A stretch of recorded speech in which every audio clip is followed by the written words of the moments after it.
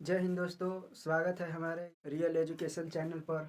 तो आज हम लोग पढ़ने वाले हैं हिंदी वर्णिका भाग वन। भाग टू, सॉरी, भाग वन होता है 9th के, भाग टू होता है 10th के, इसलिए हम लोग 10th के भाग टू पढ़ने वाले हैं।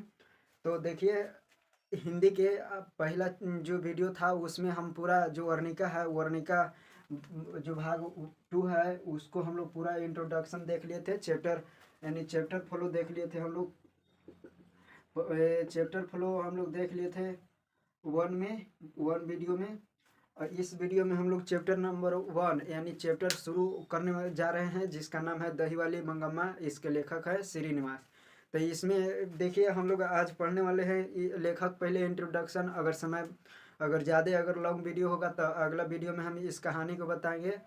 लेकिन पहले हम लोग लेखक के बारे में हम लोग जानते हैं। अगर वीडियो अगर लॉन्ग हो जाता है तो फिर इसको पार्ट 2 कर देंगे। यानी पहला जो चैप्टर है दही वाली मंगम्मा, इसको भाग वन और भाग टू यानी 2 भाग में हम बांट देंगे इस वीडियो में। और ना होगा ज़्यादा लॉन्ग नहीं होगा तो इस कहानी को हम बता देंगे। बस 15 मिनट का कहानी होगा और केवल समझना है और सुनना है ध्यान से। कहानी पूरा याद हो जाएगा इसी वीडियो में। तो देखिए, हम लोग लेखक के बारे में हम लोग पहले जानते हैं कि लेखक इनके कौन है। देखिए, हम लोग सबसे पहले चैप्टर क्लास 10th के है और वर्णिका भाग टू हिंदी पढ़ाने जा रहे हैं। और अध्याय वन है। यह इसकी कहानी का नाम है दही वाली मंगम्मा, जिनके लेखक हैं श्रीनिवास। यह कहानी कर्नाटक की है। यह कहानी कर्नाटक की है। अब चलिए हम लोग जानते हैं लेखक परिचय यानी लेखक इंट्रोडक्शन, राइटर इंट्रोडक्शन।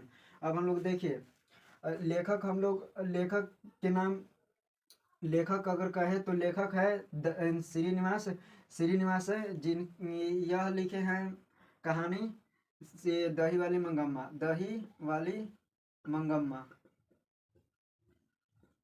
ठीक है, ये कहानी लिखे हैं दही वाली मंगम्मा।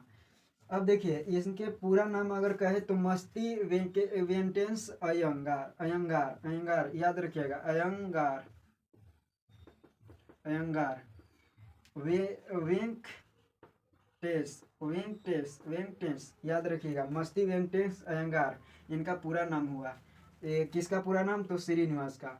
श्रीनिवास का जन्म अगर कहे, जन्म कब हुआ तो जन्म हुआ है 6 जून 1891 ईस्वी में। 6 जून 1891 ईस्वी में इनका जन्म हुआ है। 6 जून 1891 ईस्वी में इनका जन्म हुआ है। 1891 ईस्वी में। जो स्थान अगर कहे तो स्थान है कोलार कर्नाटक। इनका स्थान अगर जन्म स्थान कहे तो कहाँ है? कोलार कर्नाटक। जन्म हुआ है 6 जून 1891 ईस्वी में, कोलार कर्नाटक में हुआ है इनका जन्म। और इनका जो है देहांत हो चुका है, यानी ये अब इनका यानी मृत्यु हो चुका है। मृत्यु हो चुका है। किनका मृत्यु हो चुका है? यानी श्रीनिवास के। श्रीनिवास का मृत्यु हो चुका है।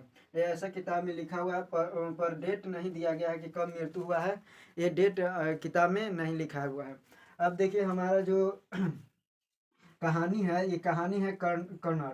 कन्नड़ का है। कहानी कैसी है? कन्नड़। अब कन्नड़ क्यों है? क्योंकि इनका जो जन्म हुआ है कर्नाटक में हुआ है और कर्नाटक में ही लिखे हैं, कर्नाटक भाषा में, कन्नड़ भाषा में। ये कहानी कैसी भाषा में है? कन्नड़ भाषा में। कन्नड़ भाषा में इस कहानी को लिखा गया है। लेकिन हम लोग पढ़ रहे हैं हिंदी में। हम लोग पढ़ रहे हैं हिंदी में, तो हिंदी में अनुवाद अगर कहे तो हिंदी में अनुवाद कौन किए हैं? तो B.R. नारायण। हिंदी में अनुवाद कौन किए हैं? B.R. नारायण। देखिए, उन्होंने मतलब किन्होंने? श्रीनिवास जी ने।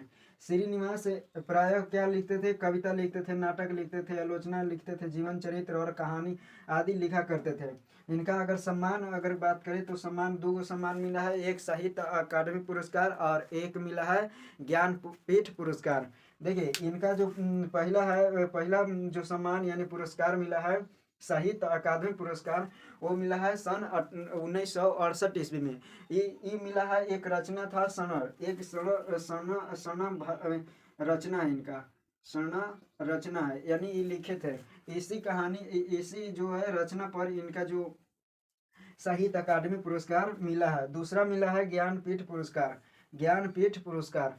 देखिए, पहले इतना और एक ज्ञानपीठ पुरस्कार। अब देखिए यहाँ पे यह कहानी, कन्नड़ जो कहानी है जो हम लोग पढ़ रहे हैं दही वाली मंगम्मा, ये एक किताब है।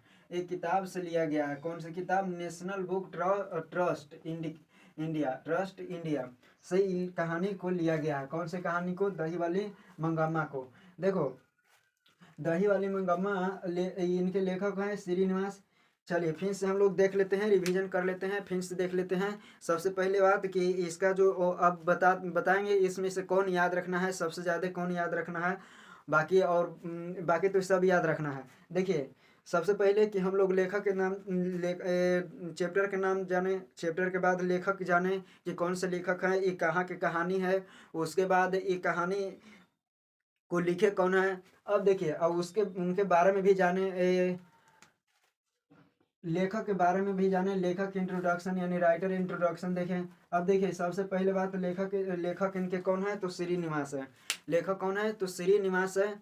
इनका जन्म का है, तो जन्म है 6 जून 1891 ईस्वी में। 6 जून 1891 ईस्वी में इनका जन्म। किनका जन्म? श्रीनिवास जी का। श्रीनिवास जी का जन्म है 6 जून 1891 ईस्वी में। अगर पूरा नाम अगर कहे तो मस्तिष्क वेंकट अयंगार। अब इनका जन्म है कोलार कर्नाटक, जन्म स्थान कहे तो कोलार कर्नाटक है। इनका जन्म हुआ है कोलार कर्नाटक। अगर हिंदी में अनुवाद कौन किए हैं? ये कहानी सबसे पहले कर्नाटक की है, इसलिए कन्नड़ भाषा में लिखा गया। अगर बिहारी होता तो बिहार में अगर होता, बिहार जो लिखा जाता कहानी वो बिहारी भाषा में लिखा जाता। तो इस प्रकार ये कर्नाटक के है तो कन्नड़ भाषा में लिखा गया है, इसलिए हम लोग हिंदी में पढ़ रहे हैं। तो हिंदी में जो अनुवाद किए हैं वो B.R. नारायण जी किए हैं। इस कहानी को अनुवाद किए हैं B.R. नारायण। इनका मृत्यु हो चुका है। अब देखिए ये जो उन्होंने कविता कहानी नाटक आलोचनात्मक जीवन चरित्र आदि पर ये रचना मतलब करते थे और लिखा करते थे। उसके बाद इनका साहित्य अकादमी पुरस्कार मिला है 1968 ईस्वी में। एक सणा रचना था सणा, उन्हीं रचना पर इस साहित्य अकादमी पुरस्कार मिला है। उसके बाद दूसरा पुरस्कार मिला है ज्ञानपीठ पुरस्कार। अब देखिए यहाँ पे 1968 ईस्वी में मिला है। 1968 ईस्वी में सणा भाषा में सणा एक रचना है, रचना पर मिला है। यह कहानी कन्नड़ कहानी में से, ठीक है, नेशनल बुक ट्रस्ट इंडिया से लिया गया है। तो जल्दी जल्दी इसको स्क्रीनशॉट लीजिए और इसी में बता देते हैं कहानी के बारे में। तो चलिए देखिए हम लोग अब कहानी को समझते हैं और देखते हैं कहानी में क्या चीज़ दर्शाया गया है। तो रियल में देखिए इसका कहानी में दर्शाया गया है वो है आज के जो सास पुतोह में जिस प्रकार से होता है लड़ाई झगड़ा और उसके मामला को सामने जो किया जाता है बिल्कुल उसी प्रकार से किया गया है इस कहानी में वर्णन। और देखिए किस तरह से एक सास पुतोह का लड़ाई होता है और एकजुट होता है, फिर लास्ट में क्या होता है से आप लोग देख समझिएगा, हम केवल बताएंगे। देखिए केवल कहानी को ध्यान से सुनना है और समझना है, और बाकी नहीं समझ में आएगा तो कमेंट कीजिएगा और हम ज़रूर आपके रिप्लाई अगले वीडियो में देंगे। अगर ना भी समझ में आएगा या समझ में आएगा फिर भी आप कमेंट कीजिएगा, हम अगले वीडियो में उसका रिप्लाई। और अगर और चीज़ जो स्टडी के बारे में अगर और चीज़ कुछ विशेष अगर कहना होगा तो आप ज़रूर कमेंट कीजिएगा, हम उसके ज़रूर रिप्लाई अगले वीडियो में आपके नाम के साथ उसको हम बताएंगे कि किस तरह से मतलब कि अपने स्टडी को बरियार कर सकते हैं, पढ़ सकते हैं। तो चलिए हम लोग देखते हैं। तो दही वाली मंगम्मा, सबसे पहले इस कहानी के अगर प्रमुख अगर पात्र कहे, अगर नायक कहे, अगर हीरो कहे तो इस कहानी का जो हीरो है वो कौन है? ऐसे हीरो नहीं है, यानी नायक कहे तो मंगम्मा, यानी प्रमुख पात्र कहे तो मंगम्मा है। इसका गांव है वेंकटपुर, इसका गांव का नाम है वेंकटपुर। गांव के अगर नाम कहे तो इस गांव का नाम है मंगम्मा, जिस गांव में रहती है उस गांव का नाम है वेंकटपुर। अब इस क्या करती है कि रोजीना जो वेंकटपुर है और से बेंगलुरु, ठीक है, वेंकटपुर से बेंगलुरु दही बेचने जाती है। रोजीना इसका पैसा है। और दही बेचने के साथ जो बेंगलुरु है, बेंगलुरु एक औरत से भेंट होती है। उस औरत को कहती है, जो मंगम्मा है वो औरत को कहती है माँ जी, ठीक है, माँ जी ऐसे कहती हैं। उसका जो औरत के नाम पूरी तरह दर्शाया गया नहीं है, केवल ऐसे जो मंगम्मा जिस प्रकार बुलाती है उसी प्रकार से है। और ये जो कहानी के जो कथावाचक है यही है, ये माँ जी ही है जो कि इस कहानी को पूरा मंगम्मा और जैसे मंगम्मा और है माँ जी, ठीक है, माँ जी, ये दोनों एक दूसरे के संवाद यानी बातचीत कर रही है और वही चीज़ कहानी में दर्शाया गया है। यानी इसमें डायरेक्टरी रूप से जो बहू है सास से किस तरह से बात करती है ये चीज़ नहीं दर्शाया गया है, बिल्कुल जो ये दोनों बात करती है वो चीज़ कहानी में दर्शाया गया है। तो चलिए आप समझिएगा, हम डायरेक्टरी रूप से बताएंगे। तो मंगम्मा हमेशा की तरह रोजीना जाती है बेंगलुरु, वेंकटपुर से बेंगलुरु जाती है और माँ जी से बातचीत करती है। दही बेचती है, दही बेचने के साथ साथ कुछ जैसे कोई भी जाता है, अगर औरत जाती है तो किसी चीज़ को बेचने, तो किसी के दुआरे पर बैठकर और बातचीत करने लगती है, कुछ भी करने लगती है।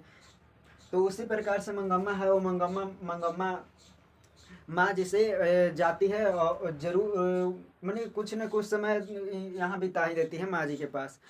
तो क्या हुआ कि जब माँ जी बेंगलुरु जाती थी तो लैगन जो आता था, जो बच्चा जिस तरह से जब मलाई, या आप गांव घर में देखे होंगे जब मलाई बर्फ या कोई आइसक्रीम बेचने वाला आता है तो हर कोई छोटा लड़का रहता है वो चल जाता है, कहता है कि गलल दीजिए। उसी प्रकार से इसके पास आती थी, कोई लड़का आता था या लड़की आती थी छोटी बच्ची, तो मंगम्मा उस दही को निकाल कर हांडी में से और दे देती थी और लड़का खा जाता था। मतलब कि ये स्वभाव से नेक थी जो मंगम्मा थी। अब देखिए मंगम्मा अगर कहे तो पर्सनली क्या खाती थी, तो पान सुपारी खाती थी और पेशा इनका दही बेचने का था। और जो मंगम्मा जो दही बेचती थी तो दही बारी से पैसा लेती थी। जैसे आप लोग दुकान पर कुछ खरीदते होंगे तो महीना में या सप्ताह में तो पैसा देते होंगे, तो उसको मतलब जैसे हम लोग कहते हैं ना कि एक सप्ताह के बाद देंगे या एक महीना के बाद देंगे, तो इस सप्ताह में जो पैसा लेती थी दही एक सप्ताह दे दी, 7 दिन दे दी, तो 7वां दिन जैसे मान के चलिए कि सोमवार से दे रही है, सोमवार से दे रही है दही, और रविवार के वो क्या कर लेगी, पैसा तहसील लेगी सभी से। तो दही बेचने जाती थी। अब एक दिन क्या हुआ कि मंगम्मा घर में थी, और हाँ देखिए इनके जो फैमिली की अगर बात करें तो इनके मेंबर की बात करें तो 4 गो मेंबर था। एक अपने होगी मंगम्मा, एक पुत्र था, एक पोता था, एक बहू थी। बहू के नाम था रंजम्मा, ठीक है, बहू का नाम था रंजम्मा। अब देखिए नंजम्मा नंजम्मा नंजम्मा होगा, ठीक है। तो ये बहू के नाम था। तो इसके पूरा अगर परिवार में कहे तो 4 गो सदस्य थे। अब क्या हुआ, एक दिन क्या हुआ कि बहू जो थी, मंगम्मा के बहू थी, वो पोता को यानी मंगम्मा के पोता को पीट रही थी, यानी अपने बेटा को पीट रही थी। जो नंजम्मा थी वो अपने बेटा को पीट रही थी। उसी समय मंगम्मा देख ली। अब मंगम्मा देख ली तो कुछ बोल दी, बोली कि ये राक्षसी इस छोटे से लड़के को क्यों पीट रही है। तो क्या क्या हुआ कि इतने में मतलब कि वो भी जो बहू थी वो बहू भी कुछ और सुना दी। तो उसके बाद क्या हुआ कि ये भी मंगम्मा यानी दोनों को मतलब मामला बहुत बड़ा हो चुका था। तो इसके बाद ये मंगम्मा कही कि आने दो, मतलब कि अपने बेटे बदल कह रही कि आने दो, से चेताते हैं तुमको, मतलब कि बताते हैं। ये अपने बेटे बदल कह रही थी। तो बेटा जैसे आया काम करके, दोपहर दोपहर हुआ था, और मतलब आया और बेटा से जो जो बात था यानी हुआ था, विवाद हुआ था, उस विवाद को मतलब अपने बेटा को बताई मंगम्मा। तो मंगम्मा और नहीं तो इसको इसी के पक्ष से ना लेकर इसके पक्ष से ही, यानी इसको पक्ष से मंगम्मा से कही कि तो मतलब कि अपने बेटा है, छोटा मोटा गलती करेगा तो मारेगी नहीं, मतलब इस तरह से बात हो गया। कही कि क्यों रे, तू भी उसी के पक्ष से हमको बोल रहा है, हम अगर कहो तो अगर हम अलगे बनाते खाते हैं। मंगम्मा कही इसके से अपने पुत्र से। तो ये जो बेटा है वो बेटा कह रहा है कि से आपको जो इच्छा हो वही आप कीजिए, मतलब कि आपको जो इच्छा है, आपको अलग रहने के मन है तो अलग रह के बना के खाओ, या साथ में रह के मन है तो साथ में। तो मंगम्मा समझ गई कि बिल्कुल हमको ये अलग करना चाहता है। तो उसी दिन दोपहर से मंगम्मा क्या करी, अलगे खाना बनाने लगी। उसी दिन अपना अलगे एक रूम है और उसी रूम में अलगे खाना बनाकर और खाने लगी मंगम्मा। तो उसके बाद जितना भी बात बतिया रही है, जैसे माँ जी से बात बतिया रही है, डायरेक्टली उसे हम बता रहे हैं, लेकिन जितना बात बता रही है सब जो माँ जी से बता रही है। अब उसके बाद क्या हुआ कि दिन चलता रहा और इसी प्रकार से अलगे मंगम्मा खाने लगी और माँ जी से जो जो बात होता था वो बात बताई मंगम्मा। तो जिस तरह मंगम्मा कही कि माँ जी कही मंगम्मा को कि जाने दीजिए से इतना सबके घर में होता है। इस प्रकार से मतलब कि कई दिन बीत गया। अब क्या हुआ, एक दिन जो रंगप्पा था, याद रखिएगा रंगप्पा, अमराई के कुआं याद रखिएगा, इसमें अमराई के कुआं, अमराई के कुआं पर एक कुआं होता था, उसी कुआं का नाम है अमराई के कुआं। इस कुआं के बगल में ही एक जुआरी था, ठीक है, रंगप्पा था एक व्यक्ति कहिए तो व्यक्ति का नाम था, व्यक्ति का नाम था रंगप्पा। और वो जुआरी था, जुआ खेलता था, खैनी खाता था, ये मतलब कि पान पान सिगरेट ये सब स्मोकिंग करता था। अब देखिए एक दिन क्या हुआ कि मंगम्मा जा रही थी दही बेचने जा रही थी और बेच कर आ रही थी। आने के बाद ये जो रंगप्पा था वो रंगप्पा मतलब कि कहने लगा कि से मंगम्मा मंगम्मा से खैनी है, तो वो मंगम्मा कही कि से नहीं, से खैनी नहीं है, खैनी नहीं है। उसके बाद मतलब कि और से कुछ बात हुआ और फिर चल दी। तो वो मंगम्मा जो जितने भी बात हुआ फिर माँ जी से दूसरा दिन बताई। तो क्या हुआ कि अब मंगम्मा भी पैसा बचने लगा था। एक दिन के बाद और है कि मंगम्मा जब भी जाती थी तो अपने पोता के लिए कुछ न कुछ मिठाई लेके जाती थी, मिठाई लेके जाती थी। अब क्या हुआ कि मिठाई एक दिन पोता गया उसके यहाँ, तो पोता के भी माना कर दी कि नंजम्मा कि उन्हें मतलब कि दादी के यहाँ नहीं जाना है, मतलब कि इस तरह से कि जहर वहर खिला देगी, इस मतलब कि लड़का को मतलब फुसला दी। अब देखिए अब इसके पास मंगम्मा के पास अब पैसा बहुत बच रहा था। पहले क्या होता था कि अपने पोता के लिए, अपने बेटा के लिए और अपने पुतों के लिए पहनने के लिए कुछ ले जाती थी और पैसा इस तरह से अपने फिर खाना पीना बनाती थी और खाती थी। उसके बाद पान सुपारी खाती थी। तो पैसा बच रहा था, तो पैसा बच रहा था। अब इसके पास, क्योंकि अब इसके पास खर्च करने वाला कोई नहीं था और यहाँ पे नहीं खर्च कर सकती है। अब माँ जी से बोली कि अब हमारे पास मतलब पैसा बच रहा है, से अपने पति से कहकर हमको मतलब कि पैसा को रखवा दीजिए और कुछ पैसा भी हम आपको भी दे देंगे। तो मंगम्मा माँ जी कही कि ठीक है, ऐसे पैसा मतलब आएंगे तो हम कहेंगे। उसके बाद क्या हुआ कि एक दिन और जो मंगम्मा थी वो मंगम्मा जा रही थी रास्ता से। तो एक दिन बरियरी जो रंगप्पा था वो रंगप्पा बरियरी पकड़ कर हाथ और कुआं पर बैठा दिया कि मंगम्मा मंगम्मा से हमको मतलब पैसा चाहिए, पैसा चाहिए। और खैनी तो खावे करता था। अब क्या हुआ कि अब मंगम्मा को बड़ा जोर से झटका लगा। मंगम्मा सोचने लगी मन ही मन कि या जब भी अगर आपके साथ भी अगर कोई नहीं न रहेगा तो लोग भी मौका का फायदा उठाना चाहते हैं। तो उसी प्रकार से रंगप्पा है, रंगप्पा इसको मतलब फायदा उठाना चाहता था मंगम्मा को। अब मंगम्मा अब मंगम्मा जो है वो बैठा बैठा रंगप्पा बैठा मंगम्मा को।